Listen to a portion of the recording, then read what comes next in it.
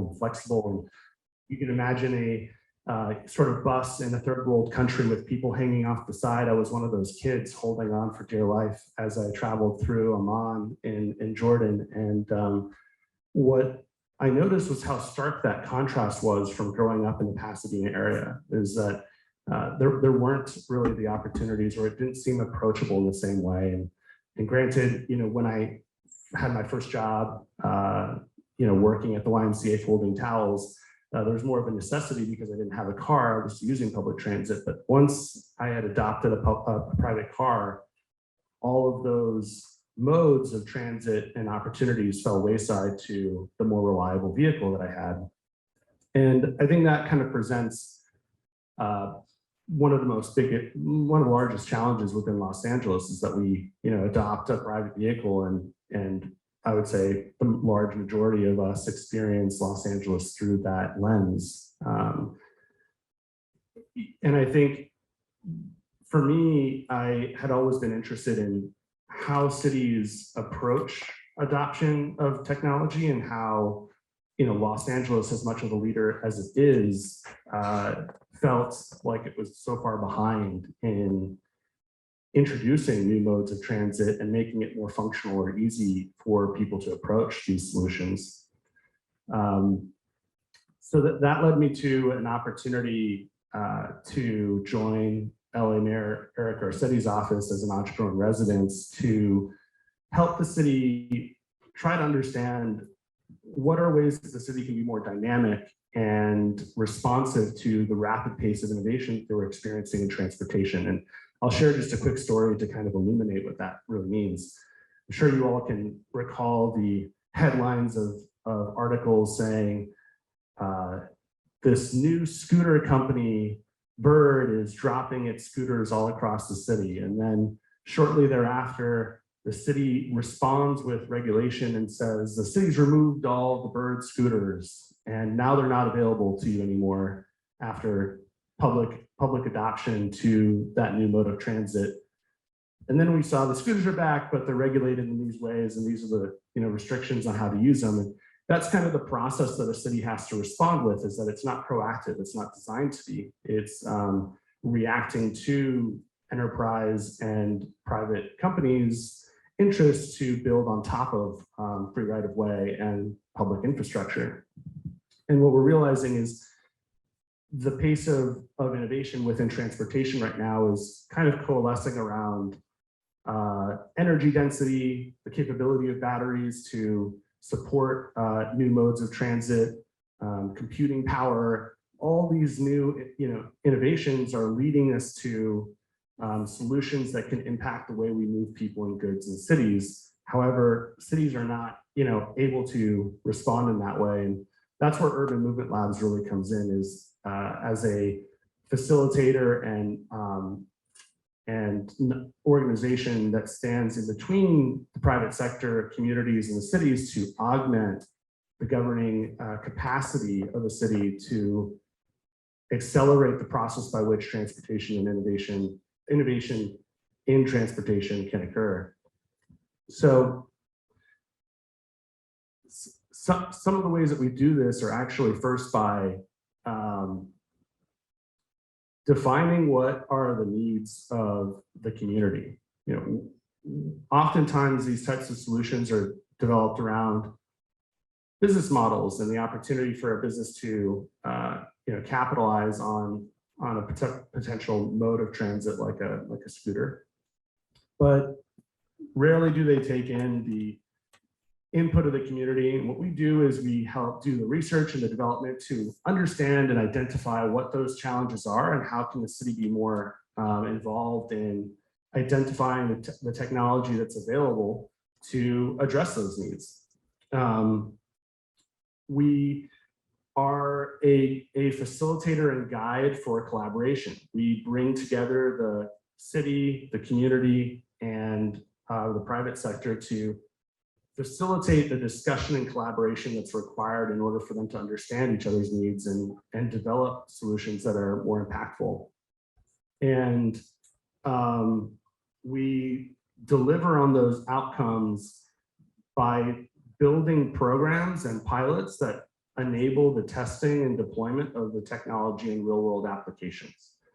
So that's what essentially Urban Movement Labs as an organization helps to deliver on this impact and mission to Los Angeles residents by facilitating and capturing all of the needs that impact the way we move through a city. And I'll give some examples, and I want to provide some examples that are tangible to the city of Pasadena as well.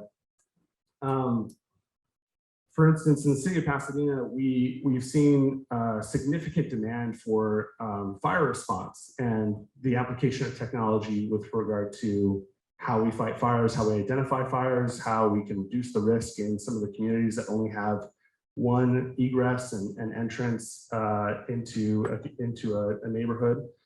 And we established a UAM partnership that helps us facilitate a test bed to deploy heavy lift drones that are capable of moving 100-pound hose packs to critical points in the firefight in really difficult terrain, moving medical supplies, supporting the firefight in those ways. Also leveraging the technology for spotting fire, optical sensors that can identify where fuel may be, and other applications that can be done via the air by drone. And these are some solutions that might be, significantly impactful to the way that we respond to fire in the first few moments that are most critical for a firefight.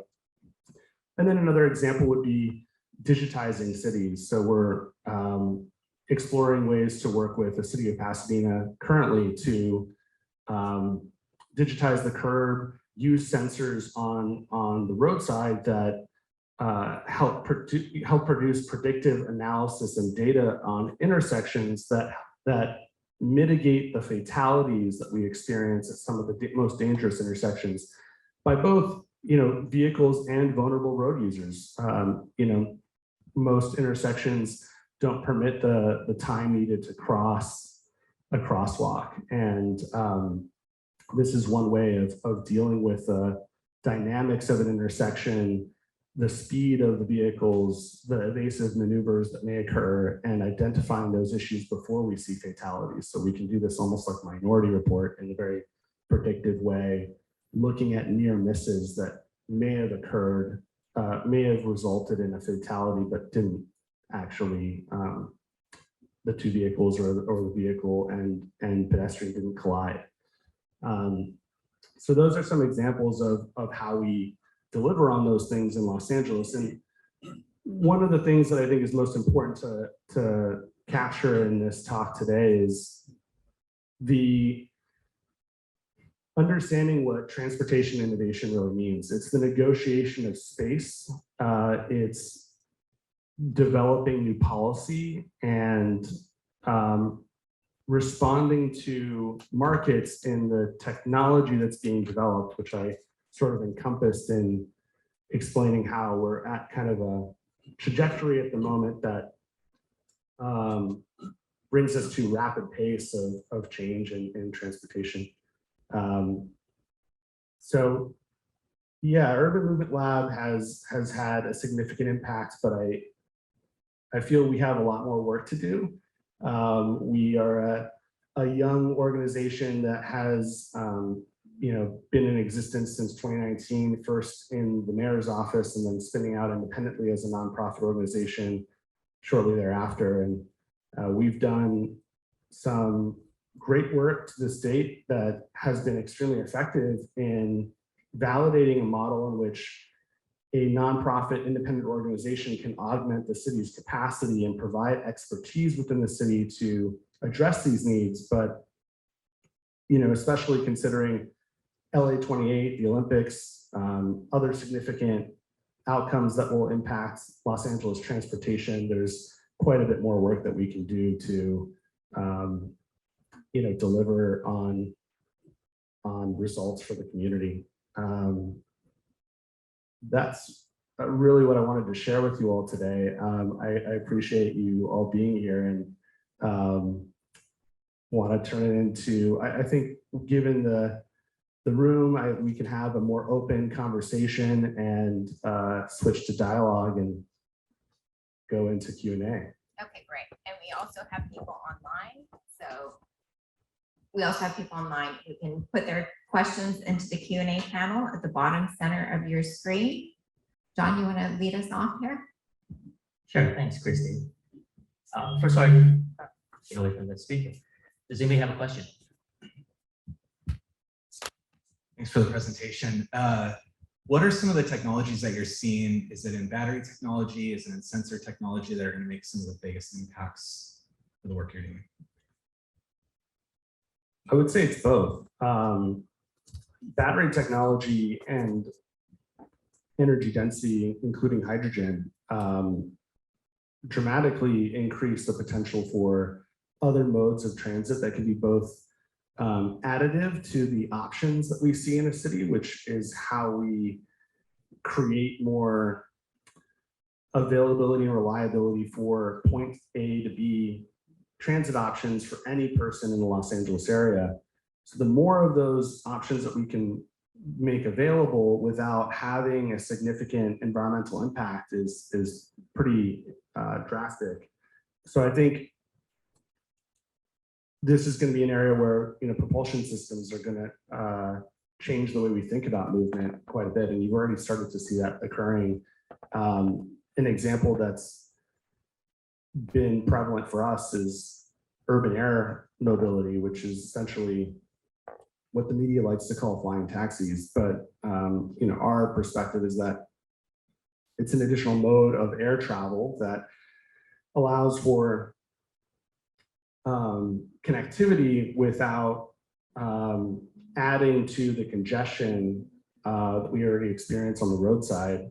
Granted, it won't be the solution for congestion, but it is just an additional layer or mode of transit that was made available due to hydrogen and electric batteries and their capability to handle a payload for a range that was effective as a new mode of transit. And then on the sensor side,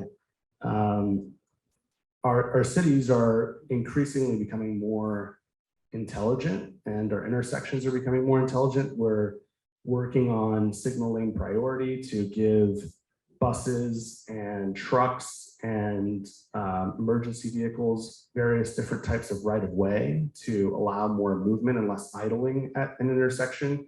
We're using sensors to identify where the position of a vehicle is, have the infrastructure potentially drive some of those vehicles in an automated system. So imagine you pull into a parking garage and the garage has cameras all throughout it, and the garage takes over control of your vehicle and parks it in a place.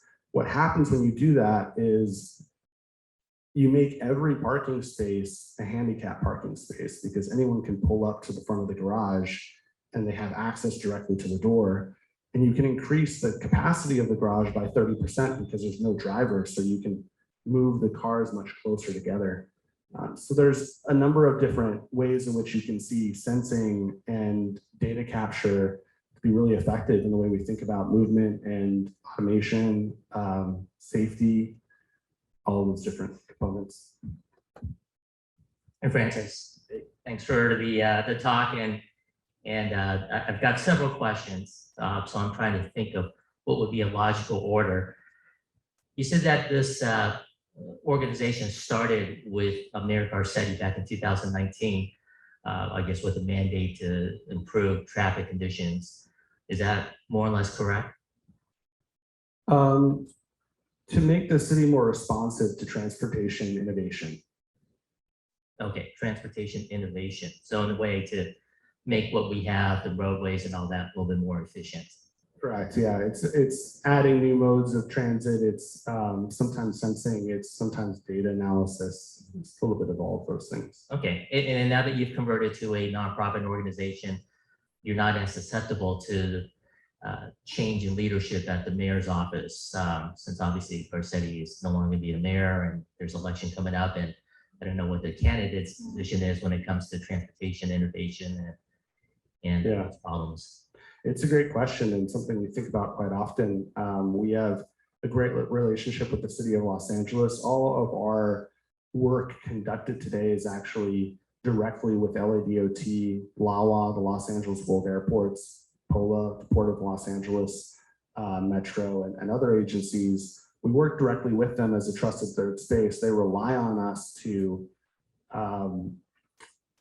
do the development work before they go through a procurement cycle. So if you're familiar with the city process, a procurement will require an RFI or an RFP that could take, several months to several years, depending on how complex that RFP is. And it's a really inefficient use of capital and city resources to bring technology and solutions to the city. What we do is we develop that adjacent to the city with some of our staff actually embedded into the city as fellows, but not having to go through the same procurement process, which accelerates our ability to inform and understand how that technology can have significant impact. And that research and development is what accelerates the process. So they can go from identifying a problem to deploying a solution in a much shorter time frame, much more capital efficient way. And to answer your question, the change of administration is an interesting question. I think that predominantly, if you look at the work that we do and the significant impact, positive impact we've had with these different agencies, we feel we have a very strong longevity in continuing the work because it's been so effective and positive. I was going to say, it sounds like one of the benefits of working with Urban Movement is that you do have that direct relationship with the policymakers. And so any ideas, any innovation that somebody might have, you can run it by them to see whether or not this is something that would fit LA. Absolutely, yeah. That's an area where, if you can imagine, before we existed, several hundred companies were banging on the doors of the city trying to get some feedback or get them to take a look at their product and give them some input. And it's not really a productive way to do that. What we do is we regularly host and convene meetings with the city to capture that information and the response to changing technology, and we deliver that feedback directly to the companies that engage with us. So we also help significantly there in the feedback loop and the involvement, the convening and collaboration that should go on, but isn't always prevalent. As you can see with scooters, it was more of a let's deploy and ask for forgiveness than talk to anyone at the city. And it's not for lack of trying. They tried to approach the city, but the city didn't have the capacity to respond. So this might lead into the next question. It's actually from a landscape architecture student, and it sounds like the kind of work that you would expect an urban planning department to be doing within a municipality. Is Urban Movement Lab collaborating with planning departments to bring in additional research capability and access to independent groups? Absolutely. We are doing this most heavily at the moment with regard to advanced air mobility and urban air mobility. The conversation around integrating aviation into cities is quite challenging.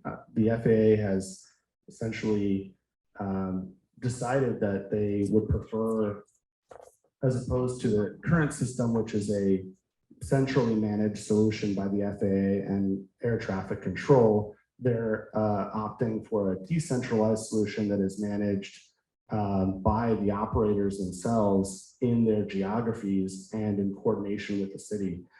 So when it comes to thinking about Department of City Planning and the ordinances and the land use of those vertiports or nodes of urban air mobility transit, there's significant work that we do in research and developing to try to inform, what is the jurisdiction of a county or a city when it comes to this airspace? How would the city be involved in the development and the land use of these facilities? and what is the interconnectivity with other modes of transit that they need to be considering in order to have an effective solution. Even where do we start to build a network, and what would that network look like eventually? So all of that work is encapsulated in the research that we do on the planning side to help cities think ahead. Some more questions and more guests that came from San Diego. So the future mobility is aimed at higher income individuals in general, such as flying taxis. What's being done for lower income families and neighborhoods? Yeah, it's a great question. You know, there is a perception that flying taxis, I want to address this briefly, you know, are only for the rich, and it's sort of like a Lexus lane to, you know, that doesn't impact everyone else. And we're very sensitive to that issue. And what I would draw on is just looking at the dawn of aviation in this country. It wasn't really for everyone. It was very expensive, and it takes quite a bit of time for the industry to bring down the cost with increased demand, the advancement of technology, and the ability for a model to embrace all types of users. But we feel very confident that in a very short time, it will cost similar to an Uber to get to and from some of these locations, which makes it a very competitive option and just an additional option in the stack of available solutions that you can use to get from point A to point B. But Urban Movement Lab works on a number of projects that help impact especially vulnerable communities and disadvantaged communities. At the moment, one of the areas of work that we're focused on is the mobility safety side, which I mentioned, using sensing to make roads safer for vulnerable road users.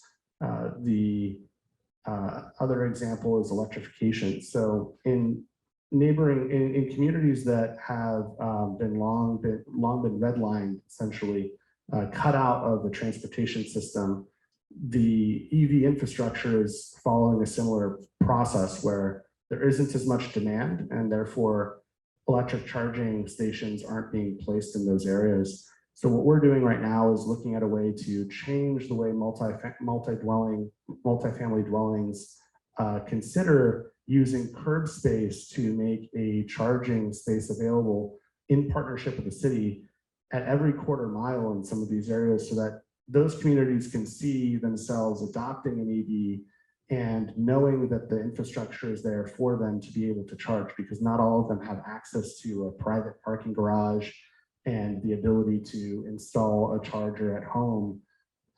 That's one of the points of friction that we've seen.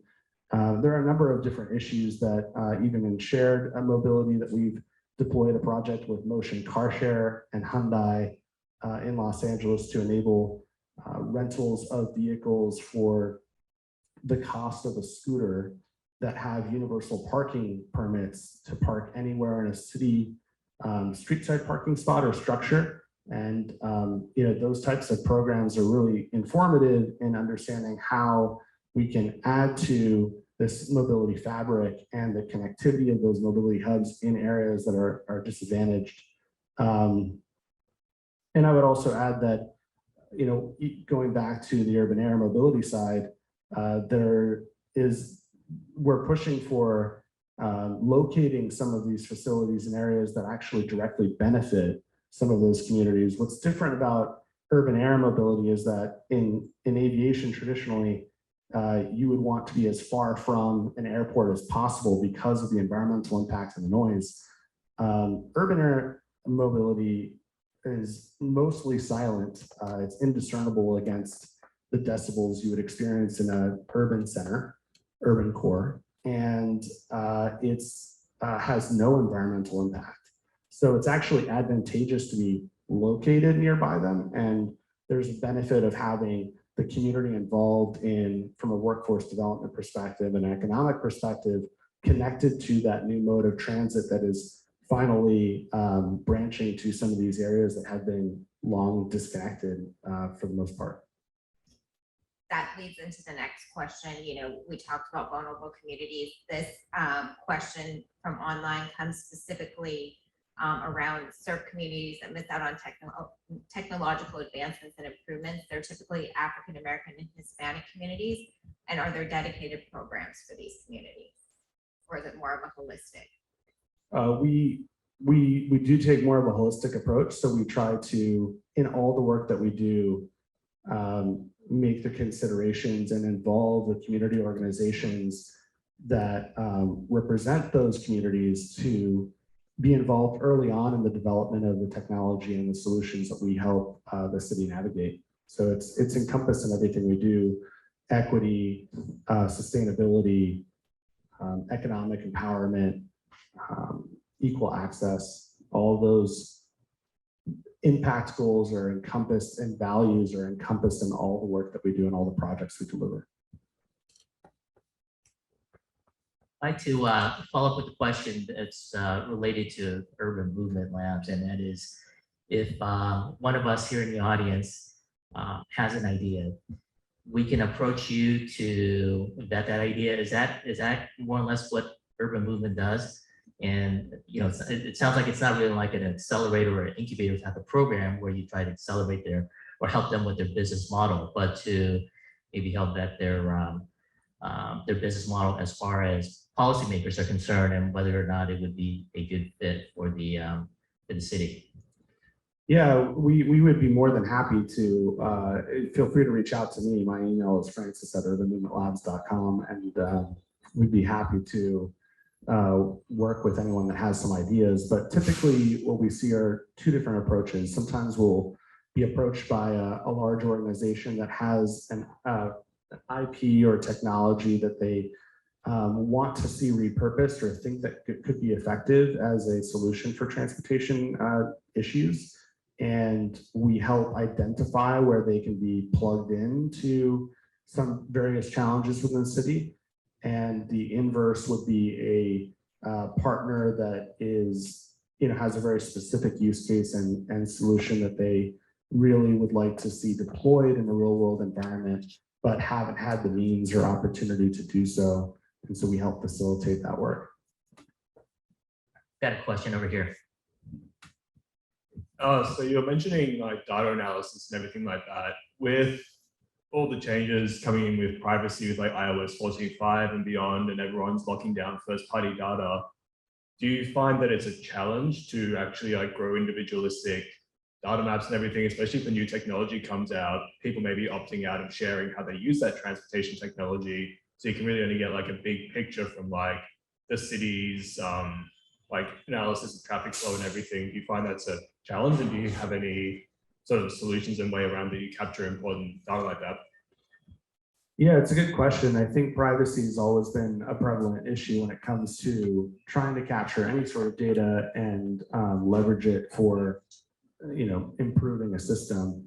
I don't know that, in that regard, there would be much impact to the way that data is captured, mainly because there's such an abundance of data that comes from the vehicle itself, from the infrastructure, that's beyond just the personal device. In most cases, actually, very little, to my knowledge, of any data about how people move or use transit is coming from a mobile device and being shared with the city. So, for example, there are some private companies like Waze that have that data and information because you opted to use their product.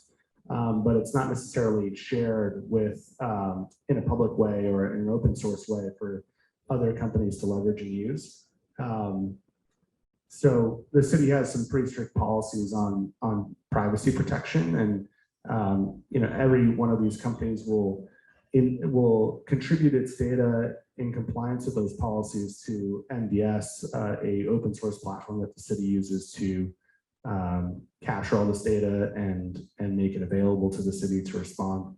But and I'm not an expert when it comes to mobility data, but I don't foresee it being too much of a challenge. I think there's a lot of data out there, and I think the biggest challenge actually is finding the right ways to slice and dice the data and making sure that the expertise is within the city to know how to leverage it and then act on it after they've understood what the issue may be.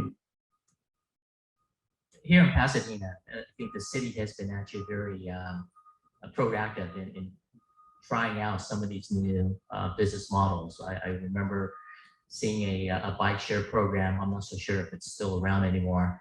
And there was also a car share program, not the name of the company, but I remember seeing some of the cars, certain street parking that was allocated for these cars. It seems like the last mile solution is always going to be kind of the biggest issue when it comes to addressing transportation, especially here in California or in Los Angeles, because we're still spread out. What do you foresee as far as what improvements can be made in that area? Because there are some other countries, especially European countries, where bike riding is a little bit more prevalent. And here in the US, we don't have as much of that. I think one of the issues is safety. So now that's something for policymakers to address. We've seen the prevalence of scooters being, thrown about all over the place. But what do you think, what more can be done when it comes to finding alternative modes of transportation, especially nowadays with the popularity of electric bikes and stuff like that, to help improve transportation? Yeah, I'm very excited about e-bikes and some of these modes that might be private solutions and could be more reliable for folks that want to solve that last mile issue, getting to a mobility hub or to a metro line. One thing I would mention though is that part of this issue is behavior change, that we're asking people to or encouraging people to imagine what their life would look like as a car light family. Most families will have 2 or more vehicles.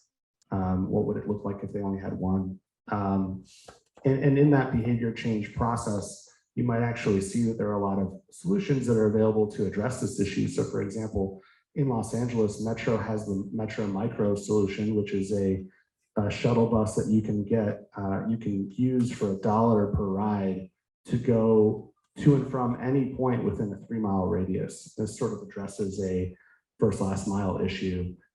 They've launched in several different geographies and are expanding that effort to make it more feasible for someone to, for $1, get from their house to the metro line and add that connectivity with a reliable solution, so that the entire transit that may involve, let's say, the micro shuttle, the metro line, and then a bike ride can be more seamless and integrated.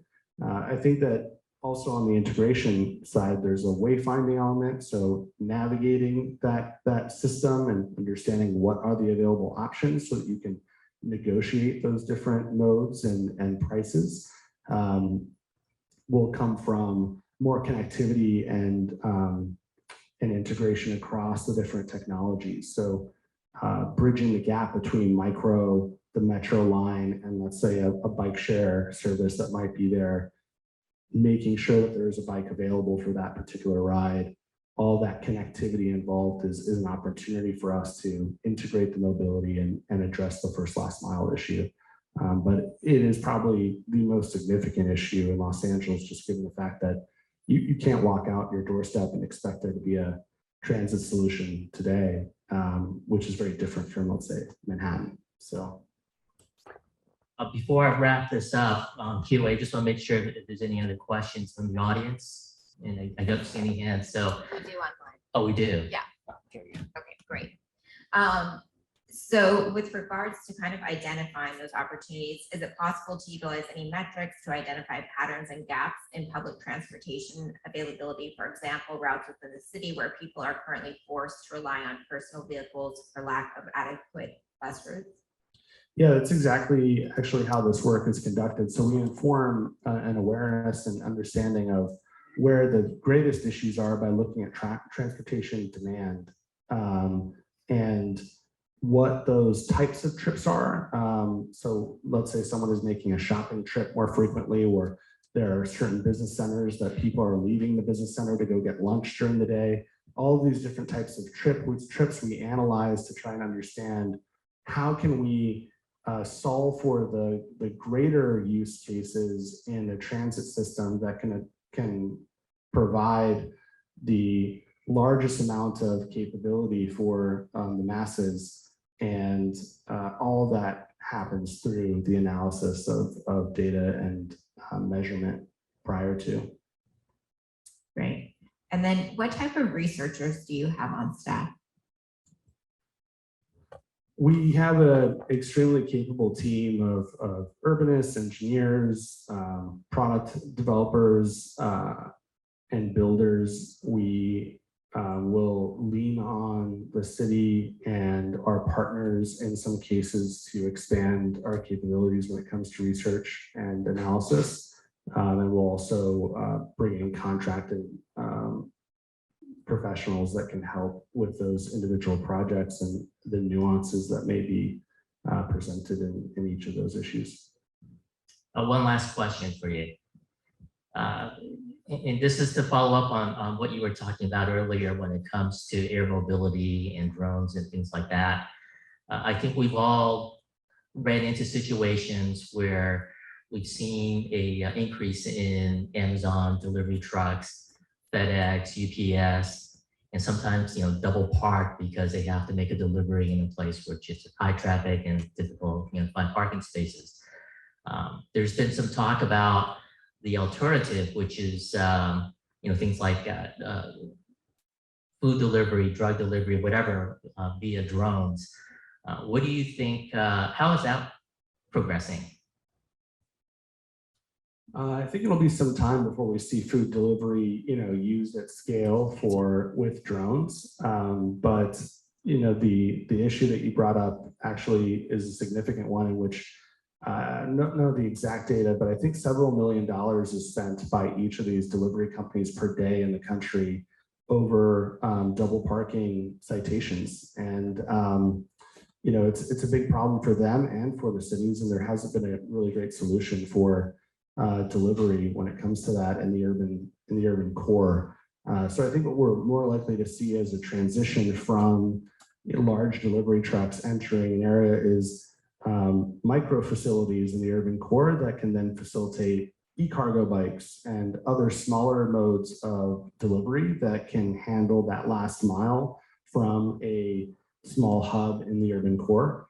That's probably what would be more likely, and we're seeing that happen with some of our partners like Reef, which has probably the largest portfolio of private parking garages in the country, and they're looking at revitalizing and reimagining that space in various ways, either as cloud kitchens where they can facilitate delivery food businesses that don't have space for patrons in the restaurant, and they solely focus on delivery, to micromobility hubs, and then also freight and urban freight solutions that can address this network of micro facilities in the urban core to mitigate some of the trucks and delivery vehicles we see on a daily basis. Maybe sometime in the future, we will see your burrito flying in on a drone, but I don't expect that anytime soon. Thank you, Francis. As we wrap up, is there anything our community can help you with? You mentioned that we can contact you if we have ideas. What other things can we help? Yeah, please reach out if you have ideas or additional questions or want to get involved. We are constantly hosting workshops and charrettes, different opportunities for you to provide insights as members of the community in the work that we do. And then specifically in Pasadena, I would maybe join our newsletter and follow along with the work that we're doing and participate in different ways along the way as we do, these deployments and test out the products, share your thoughts and grow and learn with us. Fantastic. So thank you to Francis.